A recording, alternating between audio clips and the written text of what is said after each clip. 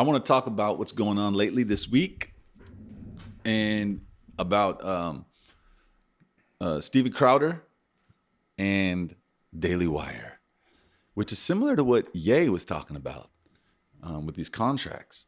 So a lot of people are talking about it. There's two sides. So let me explain as far as my understanding what's going on. So Steven Crowder has one of the biggest conservative shows online, YouTube, and built up a huge following. He's a free agent. He was fielding offers, and he was looking at these contracts, and to him, these are horrible contracts that are not only bad for him, they're bad for the movement that he says, which is the conservative movement, and they're bad for our country, and they're bad for the world. That's what his angle is. And then you have the other side, Daily Wire. They're saying, look, business is business. This was just a contract we threw out. It was the beginning of negotiations, and we're offering you a lot of money, right? And so you got everybody who works for Daily Wire, obviously backing up Daily Wire, like Candace, who sometimes I like Candace, sometimes she gets on my nerves with everything. She's so angry and so like, hey. And this one, she got on my nerves. Other times, I'm like, yeah, go Candace. I like her logic. Yeah, I like her logic. But this one, she's getting on my nerves. And then, so what's interesting is first, Chance brought it up, or no, Steven Crowder brought it up, and he was just talking about this contract he got. He didn't call anybody out. And then Daily Wire was like, that was us. Let's go through the contract line by line, which is actually a cool move. I didn't particularly like the guy doing it, a little condescending, a little bit disingenuous in how he worded things. He's like, we're paying $50 million, blah, blah, blah. But they're paying $50 million for 4 years, and Crowder has to pay for all the production. So you're not paying him $50 million. He's not getting $50 million, but they kept talking like, we're at 50. It's like, you're being disingenuous when you say you're paying him $50 million. You're not. I don't know what his production costs are, but they're not nothing. You know what I mean? They're certainly high lawyers, all that stuff. He had to pay for all that stuff. So what Steven, as far as I'm understanding, what he is upset about, he never complained about the money. He said that was good. He never complained. What he's saying is there's these clauses in this contract that say if he gets demonetized from YouTube, he's going to get like a 25% reduction, something like that. It's millions of dollars. So he's like, this is not tenable. This is not sustainable. I cannot speak the truth because you will get demonetized for speaking the truth. Therefore, if you are punishing me because you are going to, you're going to allow YouTube and all these other people to establish what can and cannot be said. And they're most likely woke left. Woke left, 100%. So now if I'm just speaking truth, I'm going to get penalized not only by YouTube, but by you. Therefore, that is the whole issue. And all these other people are they're not getting it. You know, Candace is like saying, oh, he's just blah, blah, blah. No, he's not saying you guys are not paying enough money. He's just saying, this is not going to work for me. And it's also not going to work for all the next generation of me's. That's what he's talking about. He's like, I'm looking at the bigger movement. I'm making a statement. We cannot do this. We cannot allow YouTube and all these social media companies and Facebook to decide what can be said because we know they don't like the truth. And if the conservative movement were about truth and free speech, so that's what you need to change. And then he released a phone call, and the guy was like, and Steven was saying, like, he was like, it's just business. He's like, yeah, but create a new business model. That's interesting because, yeah, I'm surprised that one got past Candace or, those people, because there's levels to critical thinking.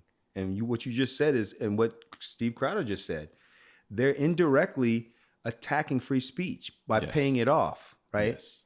So that's a sneaky way. I heard, it's funny you say that because I was watching a little bit of Chris Rock, and he was like, indirectly when you wanted to, like, he said, these days you don't have to have a sign that says colors aren't allowed, blacks aren't allowed. All you got to do, he goes, I go to Whole Foods and you don't have to have no colors allowed. All you got to do is have a $7 orange. And that's a way to keep my black ass out of here. So that's basically what they're doing. They're basically creating these contracts that seem like they're going to pay you. Or basically they're saying, we'll pay you a lot. Just stay in order and don't say the truth. Yes. That's what they're saying. Yes. Yeah. And another thing is like the Daily Wire, Ben Shapiro, were all like, yeah, take the vaccine, take the vaccine. And now they're like, oh, I was lied to. I was wrong. No, you didn't do your research. I knew that. Why didn't you do your Ben Shapiro research? said that? Mr. Critical Thinker? Yes, yes. Holy shit. He was all about taking the vaccine. That's a good idea. I didn't know that. Yeah, yeah. And finally, a month or two ago, he came out and said, I was wrong. I believed them, blah, blah, blah. At least he can do that. At least he did that. But you know what? Why didn't you do your research? Why were we not wrong? Why? It was all the information was out there. Yeah, they lie. That's what they do. That's what big business. You didn't know that? You didn't know they lie, Ben? Oh, I thought you were the one who knew better than me. yeah, I thought you were a lawyer. I thought you like did your own research and had critical thinking. So you lied, you spread the lie, and your company punished anybody who spoke the truth and was correct. And so I'm 100% on the side of Steven Crowder in this situation because the most important thing is truth. And I get that, yes, if you are paying your talent a lot of money and all of a sudden you want that revenue source from YouTube and it gets shut down, okay, you need to build that into the contract. Know that it's gonna happen. If you're speaking truth, you get shut down. So that has to be a part of your contract, unless you don't care about the truth. But or at least free speech. Free speech. Although I just realized you could work with them and be like, so then the other thing was like, okay, well, you put that behind a paywall, right? Like, okay, you only speak the full truth around a paywall and you do what you can to stay on YouTube by following their rules, which is somewhat legitimate, but like, I don't think they should be paid or fined these huge amounts for getting banned from YouTube. Right. So there can be a little give on both things. There's certain topics. Look, don't talk about certain things that you're going to get banned for off of YouTube. Let's be sensible. However, a lot of things are going to be in the gray area. And a lot of times they change the rules. Well, that's why they keep it gray. So there's nothing defined. Yeah. That's the whole thing. Yeah, man. So you can't, I don't think you should be punished for that. But I think it does go both ways. So the talent needs to not just try to get banned. Right, off of YouTube. So maybe there's certain things you don't say or don't talk about, but if you get banned, it can't be this huge thing, or else you're just suppressing the truth and you're being the enforcer for big tech. And now let's flesh it out. Let's keep fleshing it out. So when they make these contracts, you're right. I stand corrected. It was not about, because they make you think it's a war on free speech, but it's actually a war on truth. Mm-hmm. It's part of free speech. You can say a lot of bullshit free speech, but the truth is what they're really scared of, because that's going to change minds. It's going to actually be effective knowledge that's helpful for the human being in this world. Yes. So it's really, so them making those type of contracts tells you why. It gives you the reason. Why would you do that? Right? There's no reason if you're not afraid of the truth. So basically you're saying, if you say the truth, which is unpopular, right? Mm-hmm. Unpopular speech means that for whatever reason, for many reasons, but for the basic reason, you're emptying pockets. Yes. For those people. Empty pockets, and or the deeper agenda. Or the deeper agenda. It's not about money for them. It's actually, they know that telling the truth is going to empty their pockets or take their power away. Take their power away and control. Either one of those two. Yes. And probably somewhat the same. But so that's easy, man. The contracts tell us why they're doing it. Just like somebody said, when people attack you, it's in the attack, it tells you who they are. Oh, that was Alex Jones. It was like, you learn a lot about people, how they attack you. Yeah. Right? Yeah. So Steven's going on. He's like, all right, I'm gonna create my own thing. I'm gonna create my own. And he was like, all you creators, hit me up. I will never take any of your revenue from YouTube. I'll have a different model. And I will, he's just like, let's do this. So basically he's becoming a Daily Wire. And that's his solution, which is, I think, baller. He's becoming a what? He's going to create his own Daily Wire. Daily Wire, like his own big, massive with talent, and just go hard like that, because because to him, this is what he says, and I believe him. It's bigger. It's about a movement. It's about truth. He's like, I'm rich enough. I don't need none of this. I'm good. I'm good forever. I don't need none of this. So either I'm going to stop doing what I'm doing, because I'll never sign a contract like that. And that's basically what everybody's really offering. Or I'm going to create a whole new thing and let's see what happens. Right. Because they've always been trying to pay off people from telling the truth. Yeah. Wow. That's like the first, who can withstand that one? Right. Yeah. Hey, you know what? You built this. You know what? Let me buy it off you for twice as much because money ain't nothing for us. We just want to silence your truth, Yeah. right? We don't want you to. We don't want this to take fire amongst people. Yeah. And I don't think that's what Daily Wire is doing, but I think they're just going too business minded. So I don't think they're consciously saying, I want to suppress truth, but I think what they're doing is they're just too money minded. They're too just like, oh, it's about money. No, it's not about money. It's about truth. That's what it's about. It's not about money. Make the money. The money is a side benefit. The real thing we're doing is we're healing the world. We're in a battle of dark and light. We are fighting evil. We are not in this to make money. Yes, money is a benefit. Money will happen. Money occurs. But we're here for truth. So basically they're saying we're here for money. Do you think that do you think they're so clouded that they don't know where the trajectory of this is going? Like, I'm money Yes. now, but do you realize like this is going on and on? Yes. And people are buying into it. So now you have to curb your truth and really get, tiptoe through the tulips now to not get, this or that. But do you know what's being sacrificed? Well, I think so, because when you do spend $50 million, it can cloud your judgment. Like, I'm spending $50 million, we need to recoup it, blah, blah, blah. The stress. So the stress of money and spending $50 million and all the things. And they're just like, just very thorough. They're all a certain type of people who have a certain type of tendency. And they're just too money minded. And it's like they're forgetting, what is it, losing the forest for the trees? They're like, the two folks, like, no, spread back. What are we really doing? Why are you in this business altogether?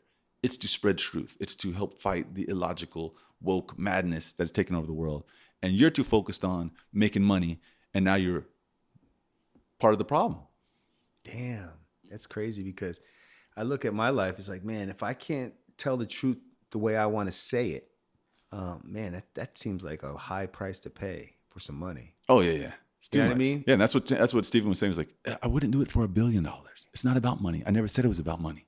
So basically what they're saying is that people like us are a problem to them. Like, we're a real problem because we want to be able to say things as we see them, as they're changing and how they're affecting people. And we want to explain what we see. Yeah. And that's why I love anybody who loves truth. And I barely tolerate people who ride the middle ground, right? People like Tim Pool. Like, Tim Pool, I got respect for because the dude's a hard worker. Every day. You know Tim Pool? Yeah. Oh, yeah. Every day he's putting out articles on basically every story. He does the podcast every night. Like, mad respect for that dude's work ethic. However, I get so tired of him walking this middle ground. Yeah. How he did with Ye? Yeah. I didn't like that. He was like trying to play this. Yeah. And with the vaccine too, he's like, I think they work, blah, blah, blah. It's like always just trying to play this middle ground. Just speak the truth. But I'm not judging. I'm just saying, like, I get it. We get it. We get it. We get what you're doing. Hey, respect. You're doing your thing. But I don't love you. I love everybody, but I don't like have this love from like I do for people who just speak truth with raw abandon, like Ye, like Alex, like Dell, like ourselves. Like Steven. Steven goes hard. I always like Steven. Yeah. Day one. Yeah. And actually, David Icke on London Real, he said there's 3 types of people. There's the ones that follow what the law says without question, right? They do what they're told. They believe in it. And then there's the people who know that they're being lied to, but they toe the line, right? And then there's the people like us who are just not going to cooperate. No. And he goes, the first 2 are the reason why tyrannies get out of hand. Yeah. Period. And when he said that, I was like, you're right. Yep. And he goes, the ones who know are not going to cooperate. Yeah. From day one. No. Right? Yeah. It's a principle. It's like a religion. It's just like, we just love the truth. It would hurt too bad. Like, and so those 2 types are what let tyranny get out of control. Yeah. Because you're towing the line. You know you're being lied to, but you're like, oh, I want to say that. I want to keep getting paid. Yeah. No, you got to be like, I don't care about getting paid. This is more important. And another angle on this, which is interesting, is so Jordan Peterson's daughter, Michaela, which I have a love for Michaela. Me too. Yes. I subscribe to her. Yeah, me too. Yeah. She's real. She the whole COVID madness was a real test. Right. And doesn't matter, if you get fooled, how quickly did you realize you were fooled? And did you speak your truth as soon as you realized? And for her, yes, I don't even remember if she got fooled or not. I remember she was like, I'm holding back, I'm waiting to see. But then clearly she's a truth hunter and truth lover from my perspective. Me too. So she started talking about like she's like, look, you know, my dad's there. He just signed a contract. Steven said this thing. And I don't want people thinking that my dad did a big contract. So she told the story. And basically, it was interesting because, and I don't think, like I said, I don't think Daily Wire are evil. I think they put out some good content, right? You saw Me that. too. I actually subscribe to them too. Oh, okay. I don't subscribe to him, but Ben gets on my nerves with the way he talks. I'm disappointed. I didn't know. Like, I thought Ben would like look at the statistics and this is No, he that. didn't. Like, how am I more critically thinking than He you? took it and he recommended everybody to take it. Oh my God. He actually recommended. I could just see. I took the vaccine and shut the fuck up. Yeah, he never said it should be mandated. It shouldn't be mandated, but I think everybody should take it. You know, this. Blah, blah. So that's his way of towing the line. He goes, that's tricky. Look how slick that lawyer is right there. So I don't think it should be mandatory, but I think everybody should take it. That's towing the line. Yeah. Even if he didn't believe it, that's the best way I think to he say believed it. I don't know, but he But probably think about the believed highest it. level of towing the line. Even That if is. I don't believe the vaccine. Oh yeah, and that's what Tim did. Yeah. Tim did the same thing. But so the other angle was like it was cool to see these contracts on this high level, and Jordan Peterson, they went through 5 months of negotiation before he said, because he's with them, he signed with them. So I think that's another lesson. It's like negotiate. Do not be. You get it. So anybody, right? So he's already a pro. He's good. Jordan's good. He's a legend. He's a multimillionaire now. Oh yeah, and it's never stopped. He's good beyond, you know. Yeah. He's always gonna be good. He's at that level. So how do players, like, when you're new to the game and you get this first big contract, that, like, you just want to sign it because you're afraid, blah blah blah. It's like, no. What do the big dogs do? They negotiate for months. So don't be in a rush. This is what I'm taking for myself because I don't really have experience like this. But when it comes, I'm realizing, do not be in a rush to get these deals done. It should, if it takes Jordan Peterson 5 months to negotiate, it should take you 5 months. Negotiate these So that angles. means the fact that he signed it, he took a long time. That means he was standing firm and let them mull it over, and they had to change. Right? Yes, he got basically probably got what he wanted, or else he got everything he wanted. He got what or he else wanted. why would he do it? Or, you know, like I said, and I even say that, you know, like back, you know, but with negotiating with relationship, it's the same thing. Like, I have to get what I need out of this, or it doesn't make sense. Yes. Right? Make it make sense. Right. And so also thoroughly learn the contract. Right. Understand every single point. Right. And 'Cause negotiate every if point. I can't live up to it if I'm not motivated by it. Like, I'm going to feel some type of way. I'm going to harbor resentment, and then things get ugly. If we both can win, you give me this, I give you that. And then we both can agree on that. Then we can both believe in it and uphold it, you know?